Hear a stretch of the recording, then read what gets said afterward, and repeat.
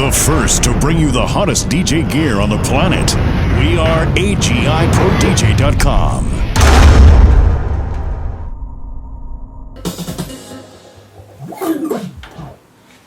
Hello everybody, it's DJ Ty from AGIProDJ.com. Today we're super excited to bring you our first of many videos on the brand new Denon SC3900 turntable media player. Huge thanks to Denon and Silvio for getting us this demo unit to bring to you guys, our customers, and our video followers. Thanks so much for watching. Let's take a closer look at what this thing is. So as you can see here, it looks really similar to the 3700 and very different from the 3700. There's things that are missing, that's by design. There's things that are added, that's by design. The SC3900 feature set is really based on user feedback from the 3700. So if there's something gone, people didn't need it. If there's something that's added, Denon listened and they brought you guys exactly what you were looking for. So let's take a look at what's different, what the layout is on this unit. First thing I should notice that you should take a look at is there are 4 modes on the player. It will play CDs. It will play off a USB thumb drive, which you can put on the top of the player. It has a linking mode, which actually lets you connect 2 players together with Ethernet, and then you can play off of each of the USB drives that are connected to those machines, so you do have the ability to browse drives that are shared on each player. And then the MIDI mode. So there's 2 MIDI modes. As you can see, there's normal, and then there's hybrid mode. Hybrid mode is where the DSP sound card built into the 3900 actually generates the Serato Scratch Live time code. So what you do is you put it in hybrid mode, you hook up the outs on the player up to your Serato Scratch Live input. That generates the time code in relative mode. You put it in relative mode, and then you have an XML file that's loaded into Scratch Live that gives you some MIDI mapping. So that's where you come up with the hybrid mode, that it's still time code, but there's MIDI mapping from the player, and it does both at the same time.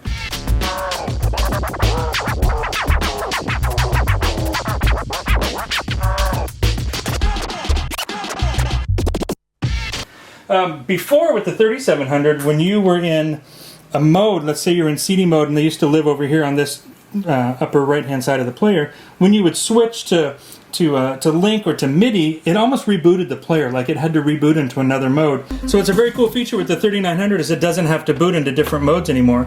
I can put a USB drive, it's loading the drive, and it's still playing off the CD. I can switch to USB, and I can browse my disc while it's still playing, and then I can switch back. So I can still look at what's happening. The player didn't have to change modes, it didn't have to switch, basically reboot. So what you have is the ability to switch back and forth between hybrid mode. You can go back to CDs, you can go to USB, you can use the engine software as well, and we'll touch on the engine software shortly. So let's go ahead and take a look at the layout, what's different, what's new, what's gone. The 3 controls at the bottom, those effects have been moved. So they moved the reverse up here. They put the dump feature up here, which is basically a reversed 4 count.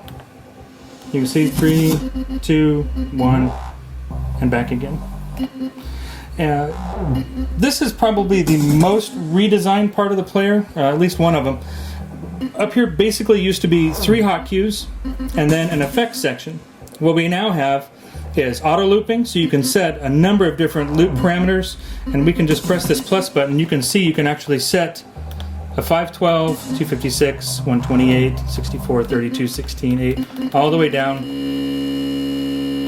to 132nd, and then of course you can just exit. And then you have the ability to set 4 hotkeys. Before it was only 3, now we have 4. What else is missing here are the effects.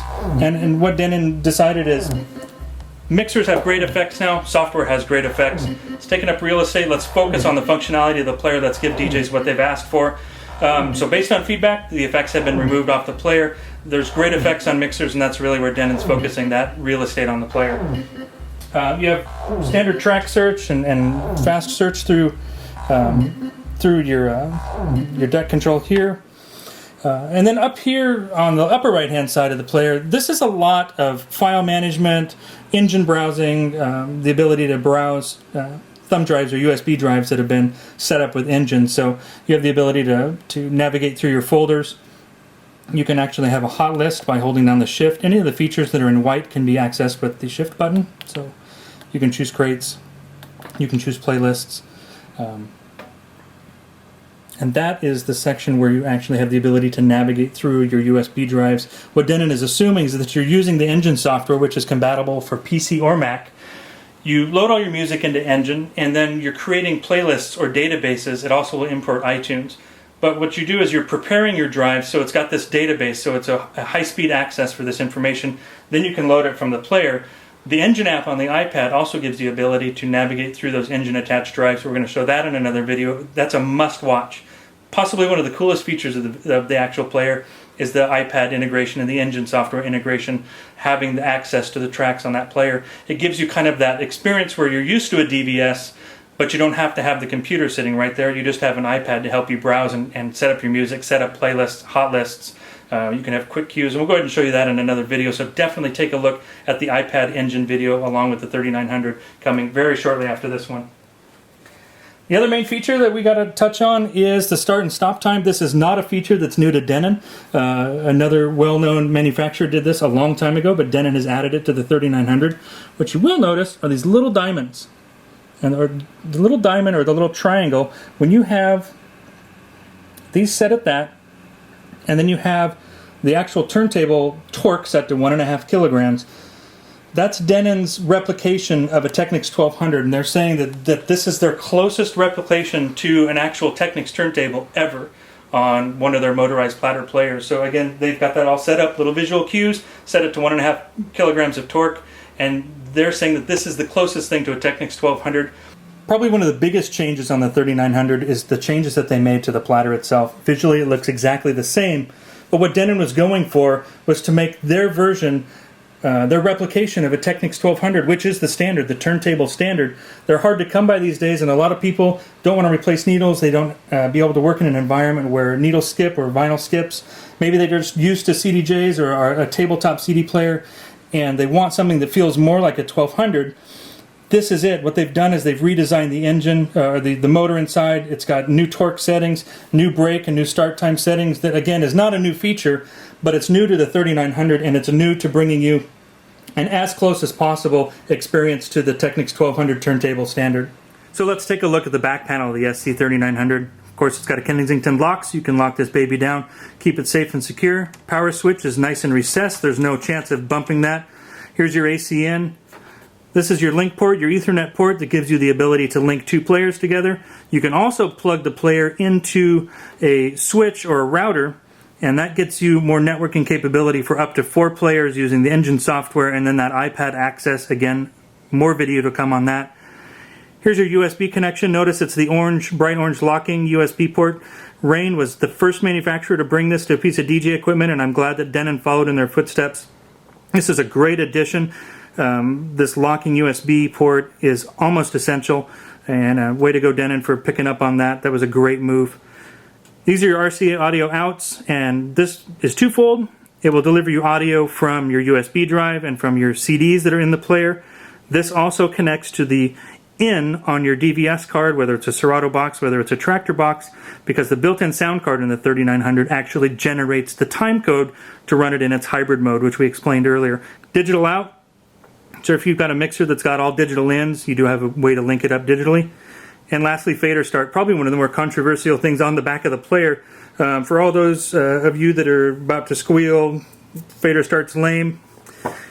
It's obviously not. It's obviously something that the DJs do want to use. It's not for everybody, but it's there. It's a feature. It wouldn't be there if it wasn't for people using it.